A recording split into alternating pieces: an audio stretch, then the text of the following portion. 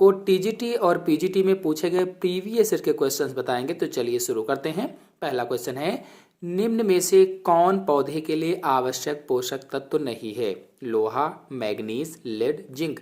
ऐसा कौन सा इसमें से पोषक तत्व है जो पौधे के लिए आवश्यक नहीं है? तो आप जल्दी से उत्तर दीजिए, कौन सा ऐसा पोषक तत्व होगा जो आवश्यक नहीं होगा?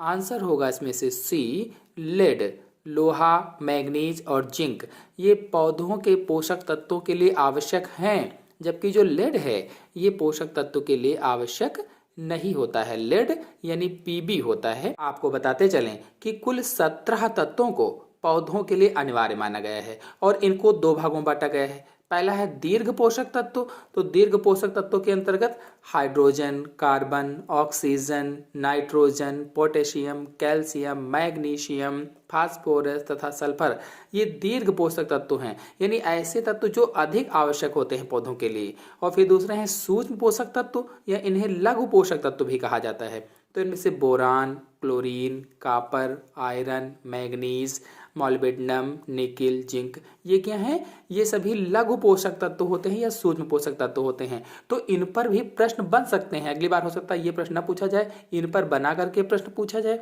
इसलिए सभी आप लोग याद रखेंगे कि दीर्घ पोषक तत्व कौन से हैं, सूक्ष्म पोषक तत्व कौन से हैं, और कुल 17 पोषक तत्वों की आवश्यकता होती है या अनिवार्य माना गया है। देखिए नेक्स्ट क्वेश्चन बिल्कुल इसी के ऊपर है। निम्न में से कौन सूक्ष्म पोषक है? सूक्ष्म पोषक का नाम बताना है। और मैंने सूक्ष्म पोषक को बताया था boron, chlorine, copper, iron, manganese, molybdenum, nickel, zinc. ये सब क्या है? सूक्ष्म पोषक तत्व या लघु पोषक तत्व होते हैं। तो इसमें से कौन सा ऑप्शन सही होगा? पहला आयरन जो है ये सूक्ष्म पोषक तत्व है। बाकी कैल्शियम, मैग्नीशियम और जो ऑक्सीजन है ये दीर्घ पोषक तत्व होते हैं, अधिक आवश्यकता इनको होती है। नेक्स्ट क्वेश्चन है, निम्न में से कौन एक सूक्ष्म पोषक तत्व है? देखिए फिर से वही प्रश्न पूछा गया। वो 2009 में पूछा गया था, ये टीजीटी में 2005 में आया, वो पीजीटी में 2009 में आया था। सूक्ष्म पोषक तत्व बताना है, लोहा, कैल्शियम, मैग्नीशियम और नाइट्रोजन। तो इसमें से आंसर कौन सा होगा? लोहा। लोहा सूक्ष्म रूप में आवश्यक होता है, सूक्ष्म पोषक तत्व हो जाएगा। लोहा मतलब आयरन, और सूक्ष्म पोषक तत्वों के अंतर्गत मैंने आयरन को बताया था। फिर नेक्स्ट क्वेश्चन है, कौन सी फसल में अत्यधिक प्रोटीन होती है? चावल, गेहूं, दालें, मिलेट। सभी लोग जान गए होंगे इसका आंसर। कौन सी फसल ऐसी है जिसमें अत्यधिक प्रोटीन पाई जाती है? तो दालों में सबसे ज़्यादा प्रोटीन पाई जाती है। इसका मतलब इसका आंसर होगा सी। आपको बता दें कि दलहनी फसलें या दालें वनस्पति जगत में प्रोटीन का सबसे अच्छा स्रोत मानी गई हैं। चाहे वो मटर हो, अरहर हो, चना हो, मूंग हो, मसूर हो। अगर पूछा जाए सबसे ज़्यादा प्रोटीन, तो सबसे ज़्यादा प्रोटीन अरहर की दाल में पाई जाती है।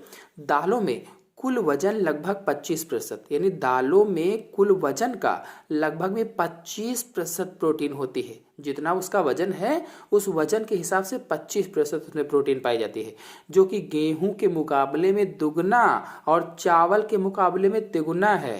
नेक्स्ट क्वेश्चन है, निम्न में से कौन पोषक तत्व पौधों में शर्करा के स्थानांतरण में महत्वपूर्ण भूमिका अदा करता है?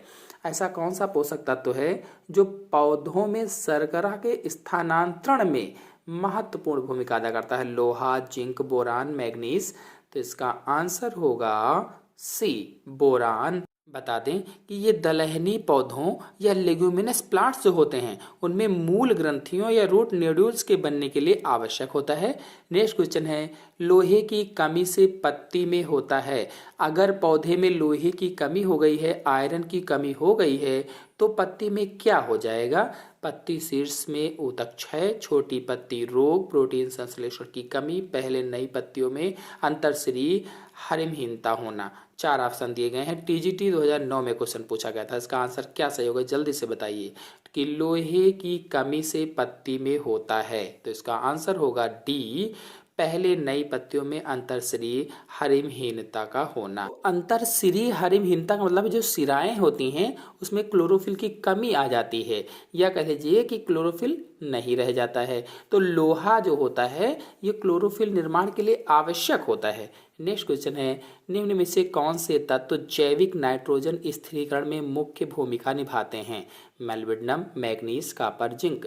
जैविक नाइट्रोजन स्थिरीकरण में मुख्य भूमिका यानी कि बायोलॉजिकल नाइट्रोजन फिक्सेशन कौन करते हैं? टीजीटी 2005 में क्वेश्चन पूछा गया था। इसका आंसर होगा पहला मॉलिबेडनम तत्व जैविक नाइट्रोजन स्थिरीकरण में मुख्य भूमिका निभाते हैं। नेक्स्ट क्वेश्चन है, पलवार बिछाना सहायक होता है। पलवार बिछाना किस में सहायक है? मृदा की उर्वरता में, मृदा की आर्द्रता के संरक्षण में, कीचड़ बनाने में, मत्स्य उत्पादन में। पलवार बिछाना किस में सहायक होता है?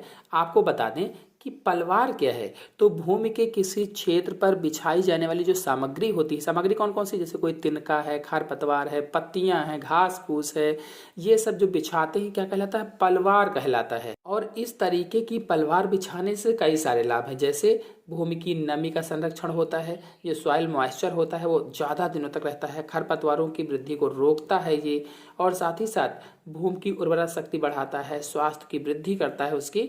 नेक्स्ट क्वेश्चन है, पौधों का मृदा विहीन संवर्धन कहलाता है? Horticulture, pomoculture, hydroponics, aquaculture. पौधों का मृदा विहीन संवर्धन क्या कहलाता है? टीजीटी 2011 में क्वेश्चन पूछा गया था।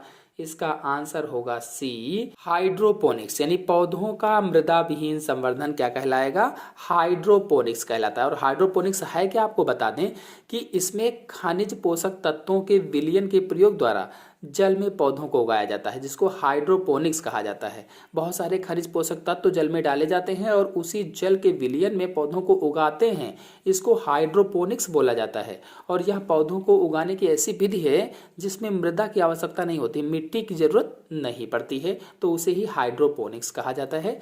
नेक्स्ट क्वेश्चन है, कौन सा खनिज रक्षक कोशिका में जल विभव का नियंत्रण करता है?